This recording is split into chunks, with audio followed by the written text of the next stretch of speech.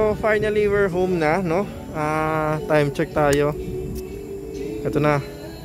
It's 6:37 na po at naka 532 kilometers po tayo, no? Ayan. So yun, ito na rin yung ilaw ng ating park light LED. Ayan. Actually, umaandar na yung pan, no?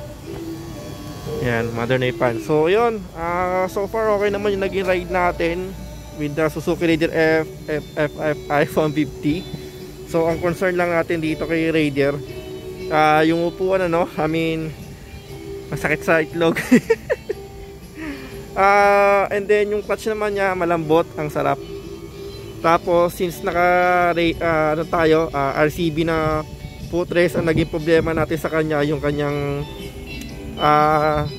bracket sa tambucho, which is nalaglagan ako ng tornilyo, no? So kasi nasa ilalim siya, nasa likod nito, so hindi ko na higpitan pa. So siguro next time lalagyan natin ng parang ano yan, yung thread lock glue.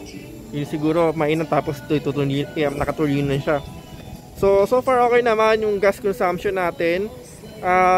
Since ngayon medyo i-compute pa natin, pero since under 500 kilometers pa, so baka hindi pa masyadong accurate yung fuel consumption ng Raider natin. Pero so far tingin ko naman okay naman, kasi sulit naman, kasi yung pag-drive natin kanina talagang may kasama pang bomba. So nag-enjoy tayo sa paggamit sa kanya. So yun, shock niya, yung gulong sakto lang naman for daily ride, touring, wag lang talaga na magbabanking, ano. And then yun lang, basta maganda daan, syempre okay yung gulong natin, saka yung brake niya okay naman. So yun lang, at least nasubukan natin si Raider ng medyo malayo na. And then yung ating NHK na K5 series, so okay siya guys, magaan siya para sa akin. And then wide view din yung kanyang view sa pinaka-lens niya, kaya clear na clear sa akin. Okay, so yun lang. Yes, makapagpapahinga tayo ng konti, ano.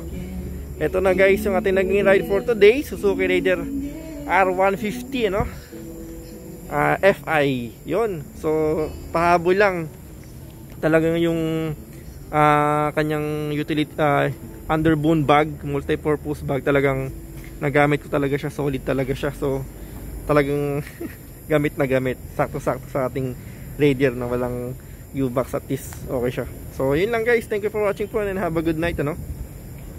5:32 na siya, so pwede tayo mag-change oil.